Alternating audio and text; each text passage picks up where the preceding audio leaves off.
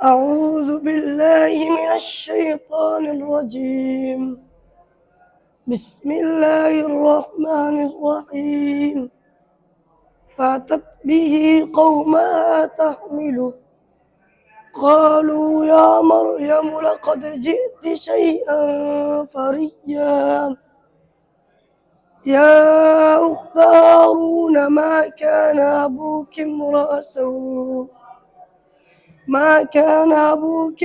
سوء وما كانت أمك بغيا فأشارت إليه قالوا كيف نكلم من كان في المهد صبيا قال إني عبد الله آتاني الكتاب وجعلني نبيا صدق الله العظيم.